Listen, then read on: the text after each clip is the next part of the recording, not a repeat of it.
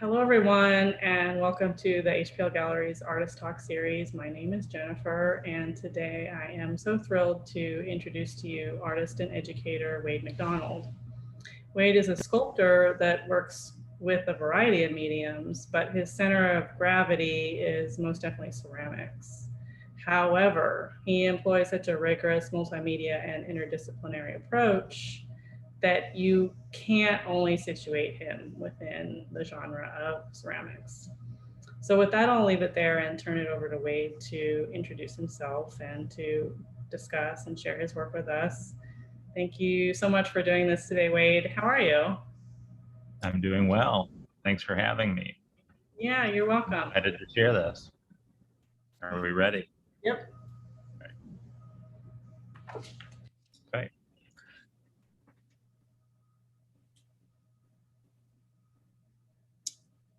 Thanks, Jennifer, for the kind introduction.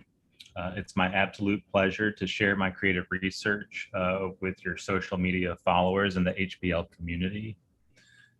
I will begin my presentation by focusing on early influences and quickly move into graduate and postgraduate activities, then spend a bulk of the presentation discussing recent and current projects.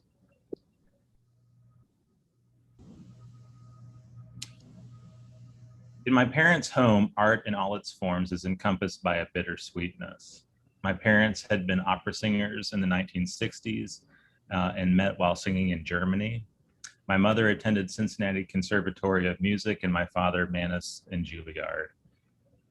Together, they decided to change careers because they had become disenfranchised with the politics of opera and performing. A copy of Vincent van Gogh's Pollard Birches, neatly displayed, is a piece that has a place of prominence in my parents' home. For me, this print is a powerful symbol of my parents' wistful relationship to art. In the 80s, my father was working on a PhD in social work at the University of Tennessee, and in 86, he accepted a tenure-track position at Western Michigan University in Kalamazoo. My mother attended McCormick Seminary in Chicago and became a Presbyterian pastor, and 90% of her congregation at the small church in Kalamazoo came from area group homes. In the 80s, my father was very forward thinking, and there is barely a time that I remember when we did not have a computer in our home. Because of this early presence of technology, using digital tools in my practice doesn't feel forced, and I often consider the production of new work in terms of technological possibility. As an undergraduate student at Western Michigan University, I pursued a degree in art education, and as part of my program, I took ceramics and was immediately drawn to the responsiveness of the material, especially when used on the potter's wheel. This is Ed Harkness, my first ceramics teacher, with one of his sculptures. One of my creative goals was to hone my wheel skills with the intention to pursue pottery in an M.F.A. program. After receiving my BA in art education, I became interested in modern furniture and architecture, and I gravitated instantly towards George Nakashima's work. Pictured here is Nakashima's Walnut lawn chair, designed between 1950 to 1959. Fortunately, I was soon able to experience all varieties of Nakashima's work, along with other rare art and design objects, in person at Wright auctions in Chicago. Two of my very close friends work as VP and specialist at Wright, Michael and Peter Jefferson. Michael has recently moved on to Christie's. Pictured here is one of Wright's showrooms in their 10,000 square foot building, and Michael with a large Lisa McVeigh coil vessel.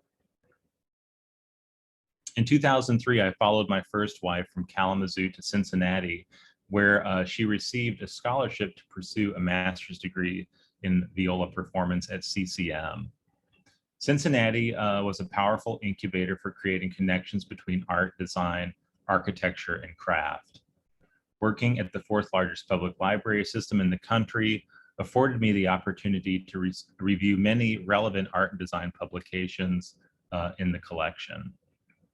Sculptures by George Rickey and Louise Nevelson are a few among many public works I encountered daily. The Union Terminal Cincinnati Museum Center also became a daily influence and is one of the nation's preeminent examples of Art Deco architecture. And then there is Zaha Hadid's first US project, the Rosenthal Center for Contemporary Art, situated blocks from the library.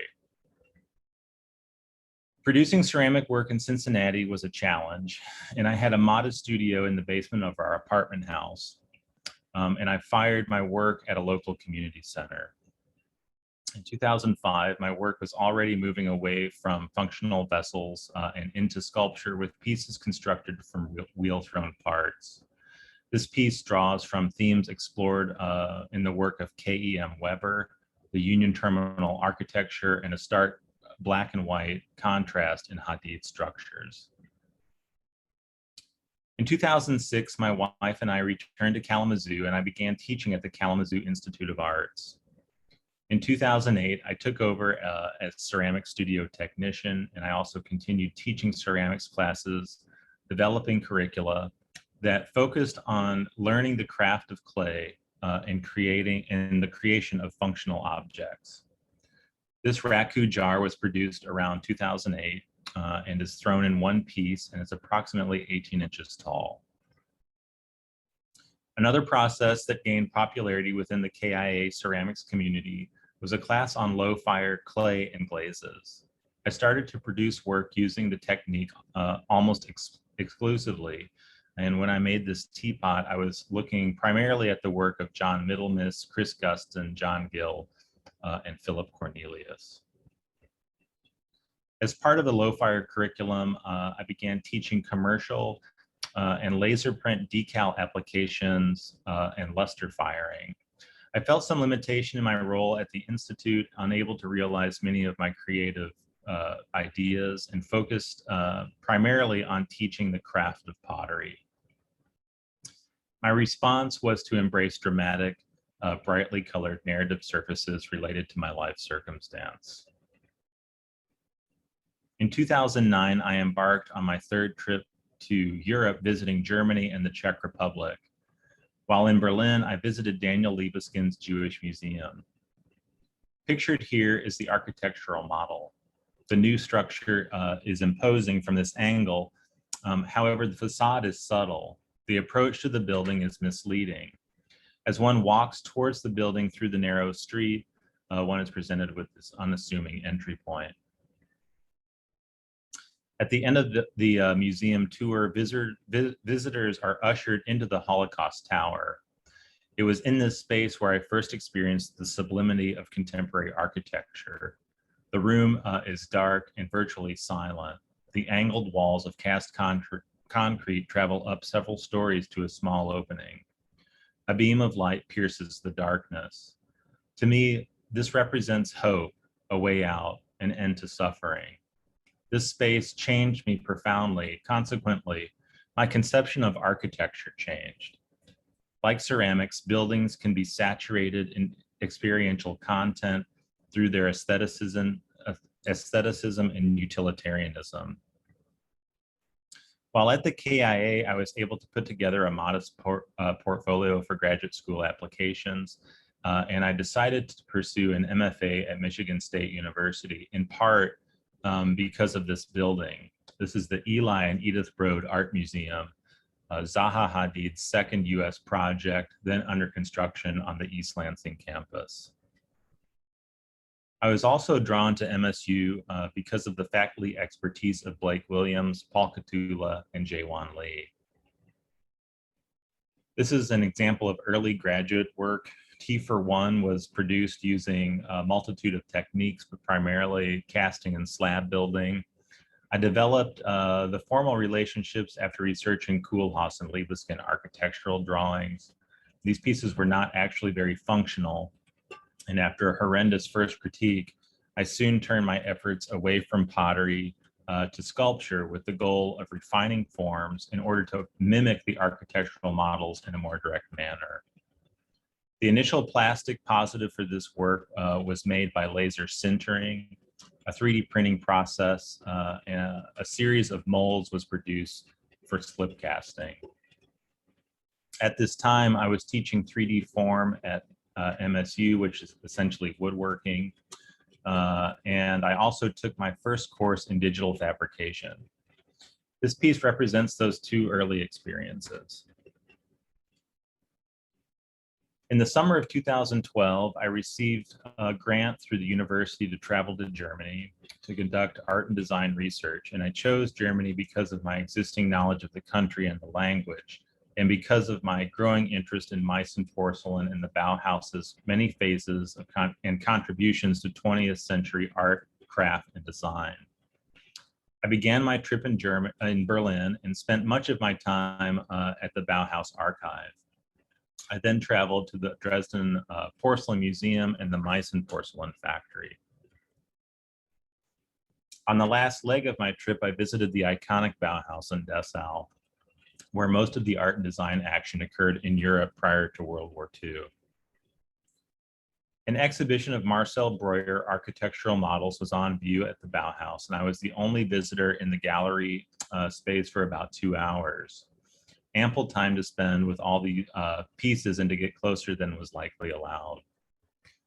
This exhibition had an indelible effect on my work. And upon my return to the States, I started working with the terracotta sculpture body and a modular mold system. The result was a way to make visually complex pieces very quickly. These pieces were given an underglaze base coat of white or black. Color decisions are derivative of the architectural swatches used in early Bauhaus designs. Drawing inspiration from exhibition design from the Bauhaus Archive and Meissen Porcelain Museum, I constructed a stage where the ceramic forms would interact.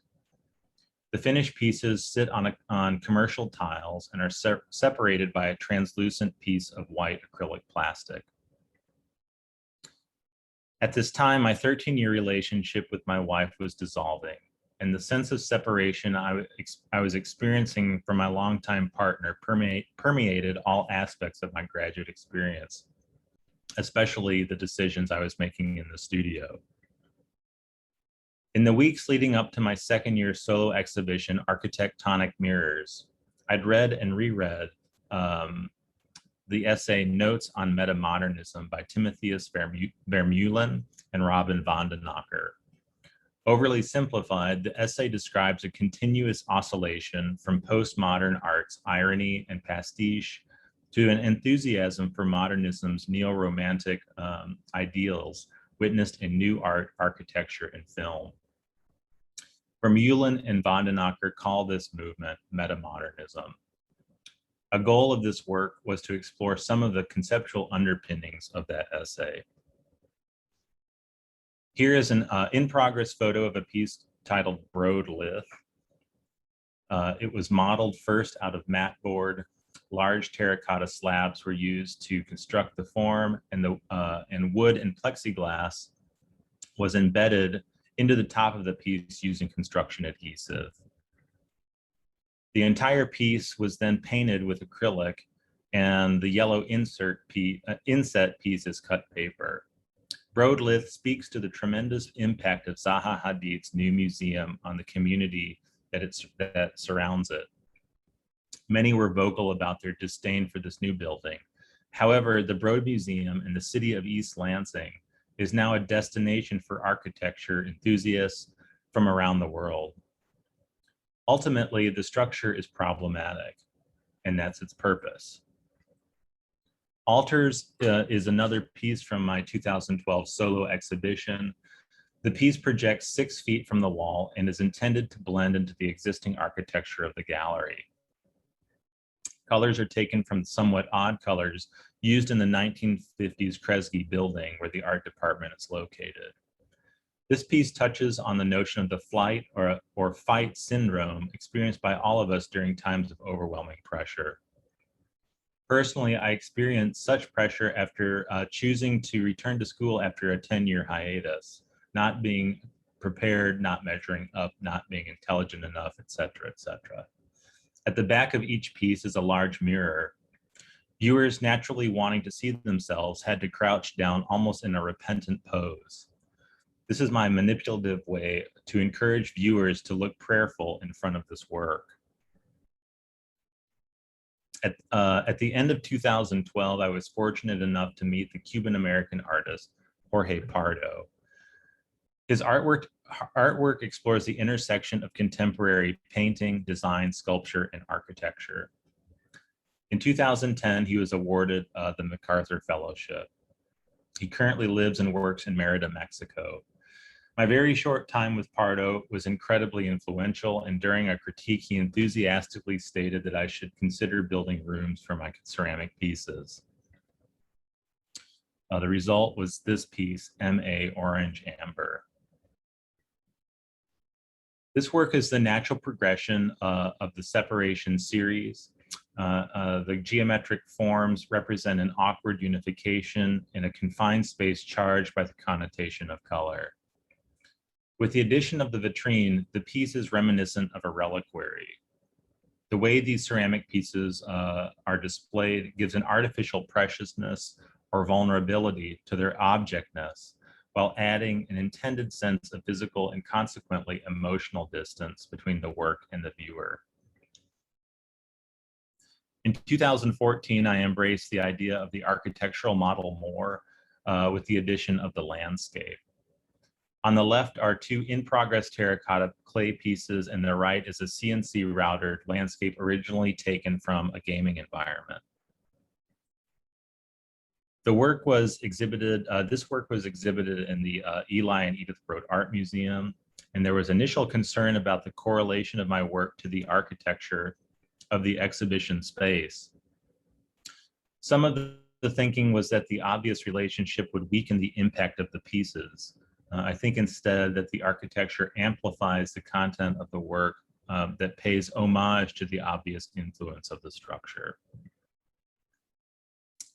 This family of pieces is titled Hidden Vessels, and these pieces draw heavily from motifs and fabrication techniques explored in earlier work. The progression of colors, yellow and blue leading to green, along with the use of schizophrenic geometric forms, reference the passing down of familial and consequently societal dysfunction over time and through generations. Challenger is a personal response to witnessing an act of sublimity. In this case, as I watched the Challenger disaster on January 28, 1986.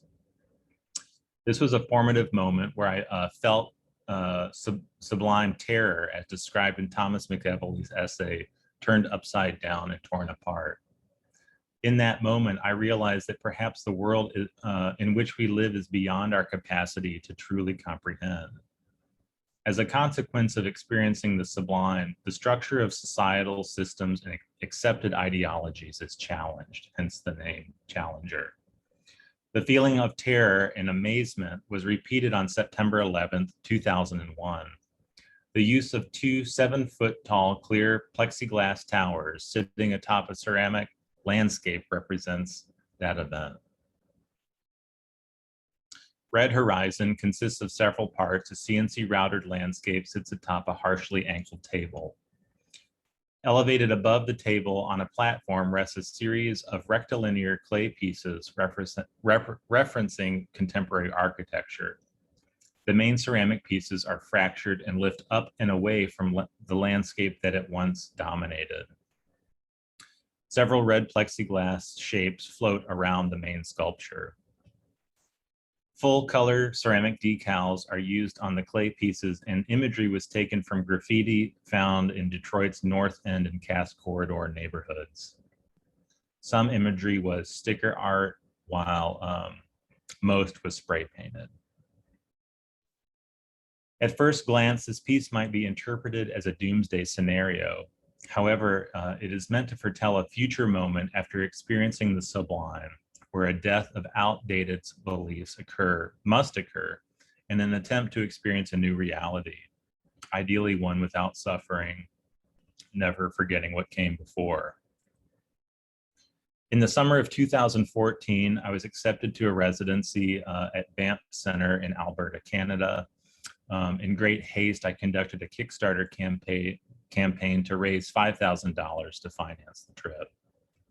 This is the view from the resident dormitory, looking down to the two-story library and restaurant on the right and the fine arts building on the left.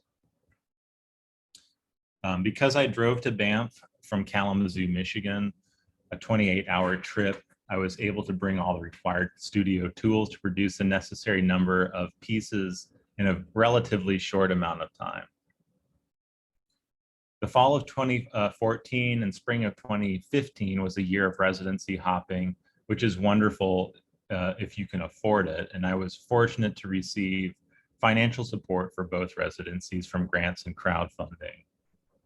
I packed the pieces produced at Banff Center and stored them for a few weeks, and then until heading to my second residency at Anderson Ranch Art Center in Snowmass Village near Aspen, Colorado. Pictured here is Doug Casebeer in his infamously disorganized studio, Chucho, the former Anderson Ranch mascot, and snowy Snowmass Village.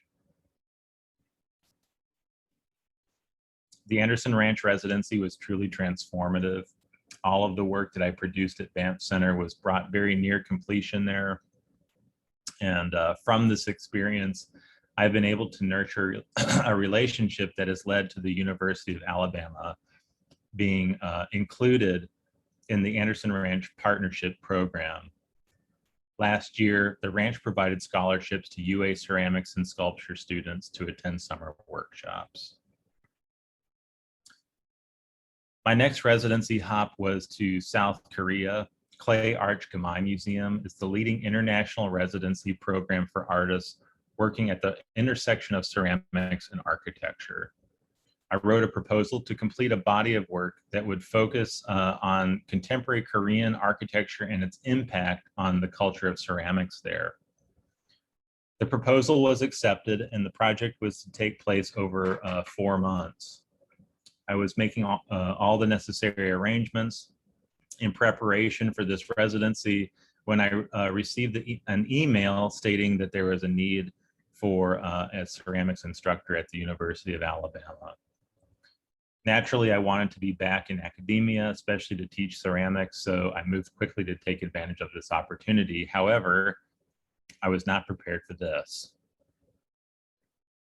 This is my family, Ann and Clara, and we currently live in the Roebuck Springs area of Birmingham. Ann teaches painting, 2D design, and drawing at Alabama School of Fine Arts. Clara is almost 12 now, and she attends Liberty Park Middle School. This is a older picture. I think Clara is like 7 in this picture. Coming to UA meant that pieces that were in progress could finally be finished.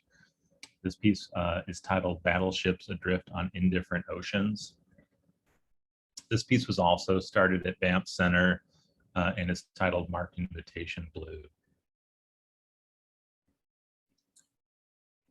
This wall piece was included in a fundraising event for UA Art, the UA Art Department, and consists of 18 slipcast tiles embedded in resin. In the winter of 2016, I co-organized an exhibition titled Reflection on Synthetic Action at Anderson Ranch Art Center with fellow former resident Julie Malin.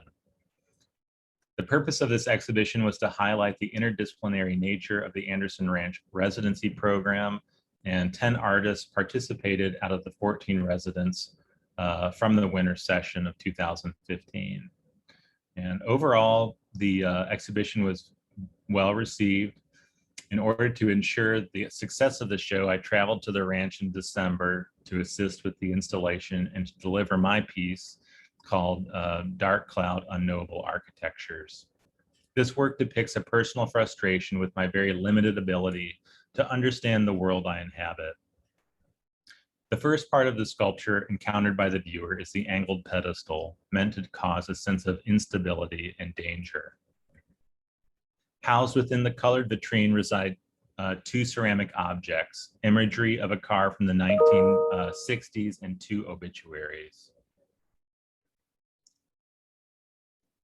The white ceramic piece is a form when viewed at length and from all angles is impossible to recall by memory in exact detail later. Two obituaries, laser etched into fluorescent green acrylic plastic, belong to individuals who share my name and who I have never been acquainted. Still, a sense of loss overcomes me when I think of these individuals who have passed and that they were complete strangers except for this one very important similarity.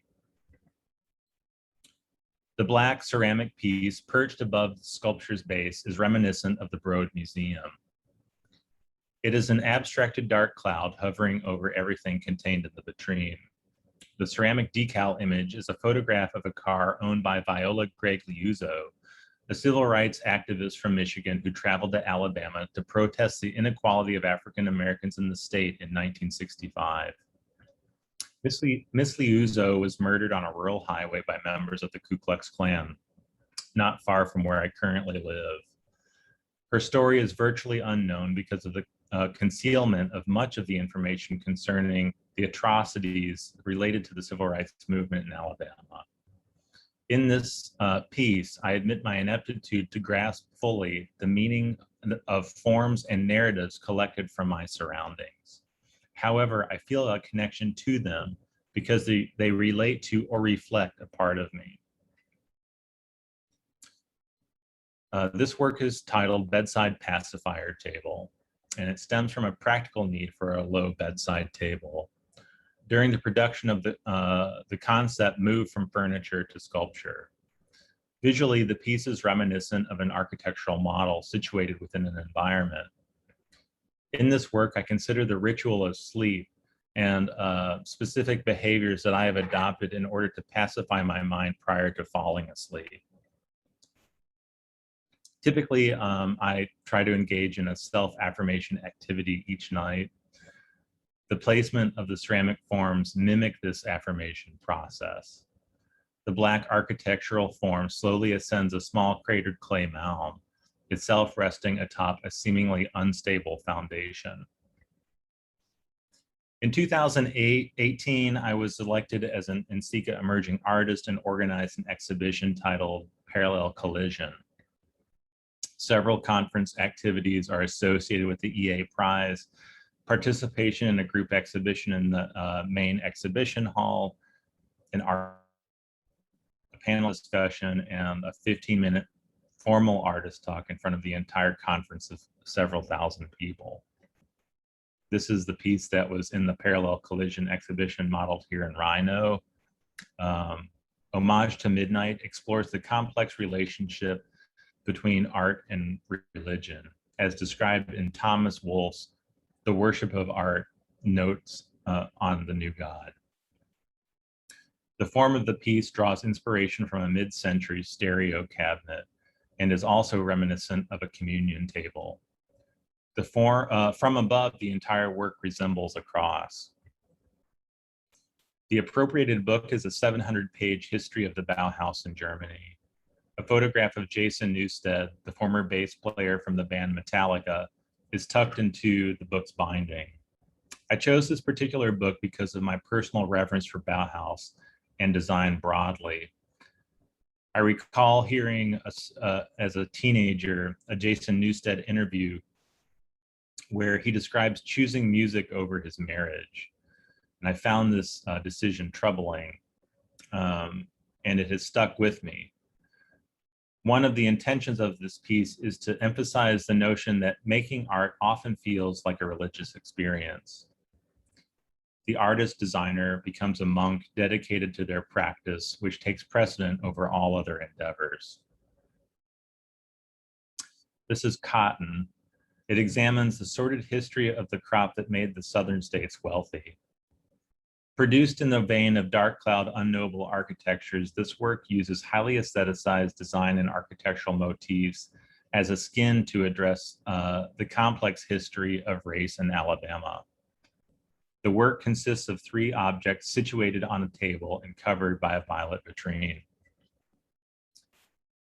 Like dark cloud, the vitrine and table sit on a 49-degree pedestal. The objects contained in the vitrine are an abstracted cotton plant, a black architectonic sculpture, and a porcelain object that mimics the visual texture of a cotton boll. In 2018, I was fortunate to be featured in the August-September issue of American Craft magazine. And in 2019, I joined the UA Department of Art and Art History as assistant professor of art in ceramics. In my first months at UA, I quickly worked to complete a new series of mixed media sculptures titled Utterly Forgettable Homes. Several initial ideas formed the foundation of this work.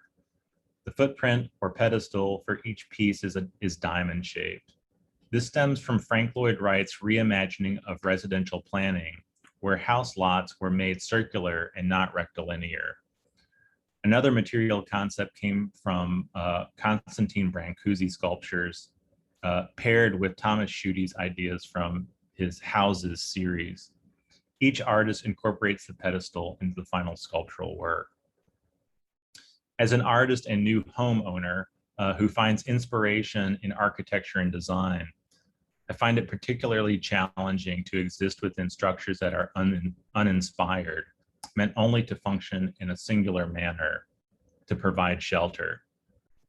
I have found that the sterility built into the homes and planning of our neighborhood are counteracted by the personality of its residents.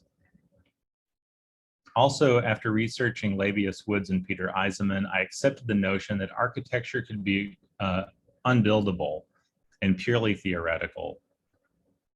Though these designs are abstract concepts, they have allowed me to scratch a deep itch of reimagining the potential of residential structures and to begin thinking about aspects of a future home.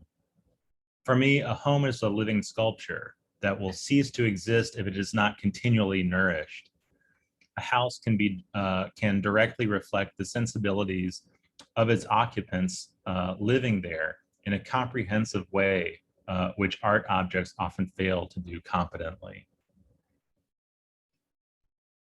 An aspect of ceramics I've wanted to return to for some time is vessel making.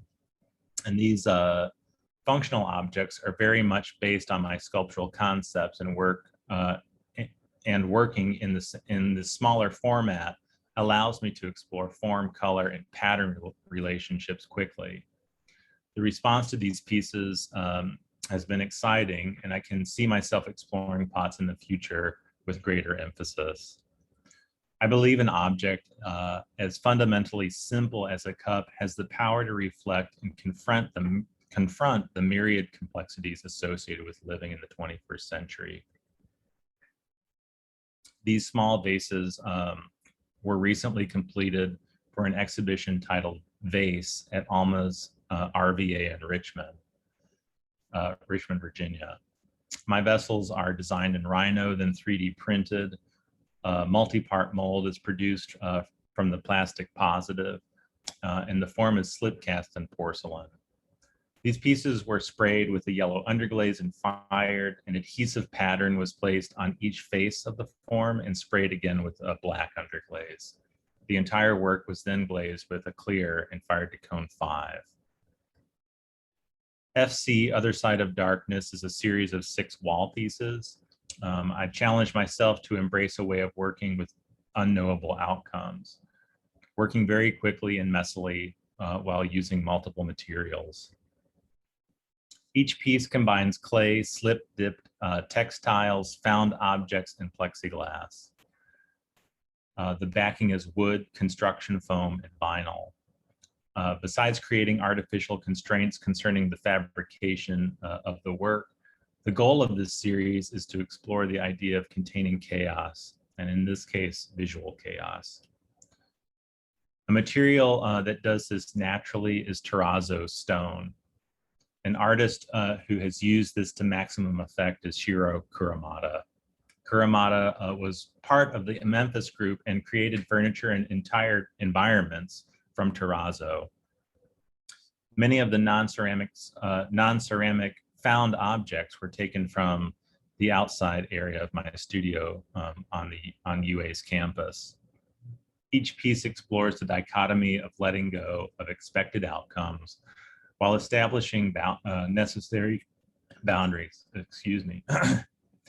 These pieces symbolize the dance I engage in daily of navigating political, societal, and personal disorder to eventually find a place of equilibrium and harmony. The next slides are related to activities that are current and upcoming.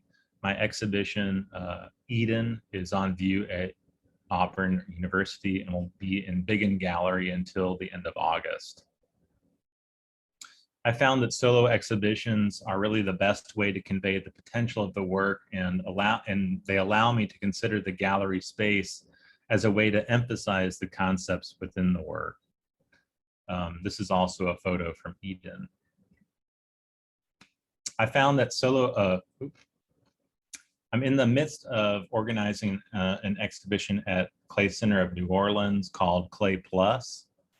And this juried exhibition will feature the work of 14 artists from across the country who use clay in tandem with other materials. Clay Plus will open August 6th and run through September 18th. Finally, I was recently accepted to the Zentrum for Karamic Residency in Berlin, which will take place in May 2022 and is 1 month in duration. This residency is particularly exciting to me, and I look forward to being back in Germany.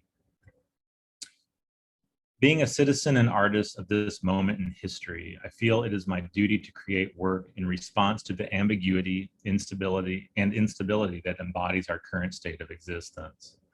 I believe that using concepts reserved for contemporary architecture in my ceramic sculpture is a powerful vehicle for commentary. As my practice develops, I believe each new piece should be a way to ask complex questions about my place within society. The questions that I posit have no defined answers. However, through asking the question, I find evidence that we are profoundly connected by our inability to comprehend the unknowable depth and breadth of our connectedness. Thanks.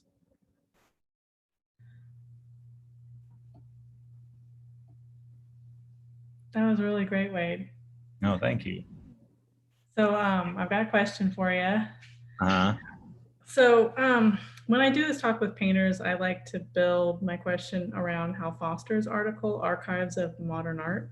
And I think this is a good foundational point for your question as well, because you're such a materialist. Yeah. In this article, Foster discusses Baudelaire and how, for Baudelaire, memory is the medium of painting, and how artworks should not be overwhelmed by their precedents, but rather activate the memory of them and subliminally draw on them.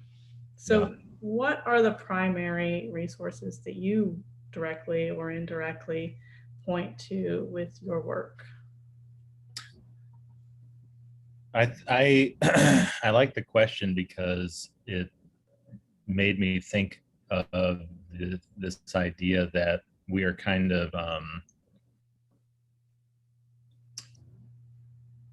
as artists, we are subconsciously informed by a way, an aesthetic or a history that we can't really break away from.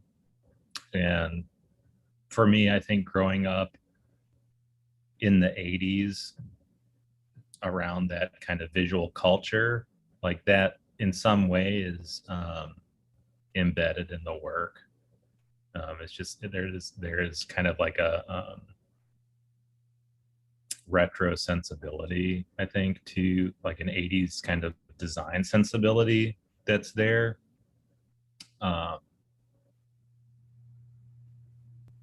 And yeah, I mean, I definitely, I like this idea that memory is a medium as well. I think you can be conscious enough of when it's appearing like in the work to counteract it, but in counteracting it, you're interacting with it in some way. And so I think for me, memory is a jumping off point for most of my pieces. Like, that's what excites me about making work, is actually like thinking about a situation or a conversation that I had with someone at some point in the past, and something that really affected me, and then trying to like use an art piece to like explore this idea more. So especially in like the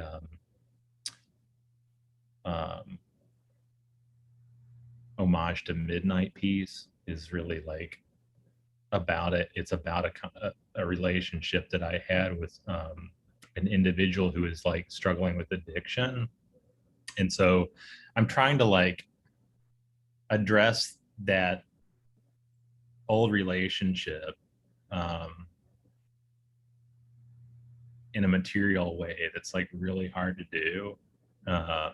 So yeah, I think like for me, the memories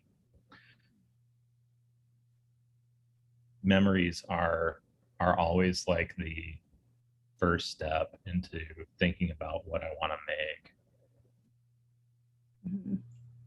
And when I watched your talk for the University of Utah, you brought up Rosalind Cross. So, and her article, Grids. Right. And Hal Foster and Rosalind Cross, like, I think she was his professor or something like that. And they have in grad school, I was reading Hal Foster's art and architecture complex. I need to go back and like go through that again, but we had a visiting scholar come through, Jeremy Gilbert Rolfe, and I had that book on my desk, and he was like, Hal Foster was my student. And I was like, oh. But that was a really great conversation. Yeah, Jeremy Gilbert Rolfe. Foster and Cross wrote a giant book together, like Art Since 1900. Oh yeah. Mm-hmm. Yeah. That's like the one to revisit often. Yeah. But in that talk, you were referencing like your influence from sneakers, you know. Really? Yeah. Did you have a slide about sneakers and how like you felt like? Yeah, I remember that. That like the iconic form that the sneaker became, and how like subliminally you became like so attracted to it because of the design aspects. Yeah. I think there's like things in pop culture like that as a kid, you are kind of catered to, like the companies want you to like really be into this thing. And I was never able to like get those shoes, you know, like it was just always out of reach, you know. And so it made me want them even more, you know, because I couldn't have them.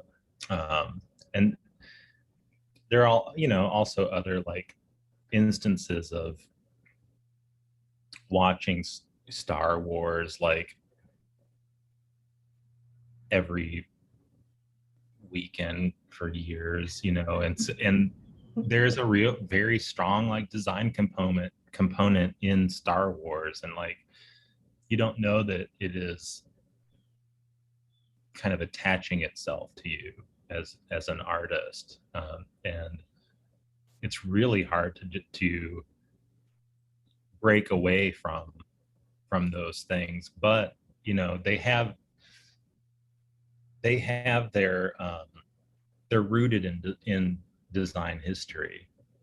You know, so you can like make those connections. And I think the other part of that question that's really poignant is that art shouldn't directly reflect its influences, you know, like it should.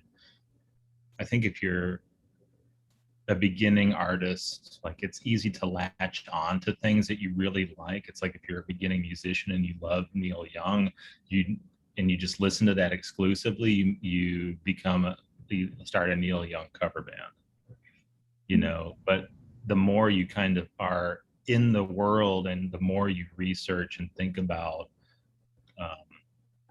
art, you know, it changes and matures and it becomes something else, and then it's, you know, you can pull in all of these influences and it becomes its own thing. Right. Time. Yeah. Well, this was great. I really enjoyed the way, you know, you're not just giving us a talk about your work and your influences, that you're really giving us an overview of like your whole trajectory. So that was really nice and different from some of the other talks. Really? Yeah. I like talks that are, it may just be like more of a ceramics thing, I don't know, but when ceramicists come, they usually do a lot, like the story arc of life, you know, and then you kind of like see why people are drawn to the material, because it's like so material centric, you know. And usually there's something that's like in that person's past that clicked, and then like you know, they get into ceramics somehow. Yeah, all the images of the buildings that have like stuck in your head that you showed completely make sense why your work is the way it is. Yeah. I have good friends who are really savvy about art and design and really passionate about architecture. And so like I think being part of that group has really influenced the way that what I think about. Yeah, I think like I got all the way through my undergraduate degree without really knowing anything about design or architecture at all, you know, and all of that has happened like post degree, you know. Yeah. So yeah. Well, let's wrap. Right. Thanks again for doing this, and thanks everybody for listening and watching. See you next time. Bye, Wade. Hey, take care.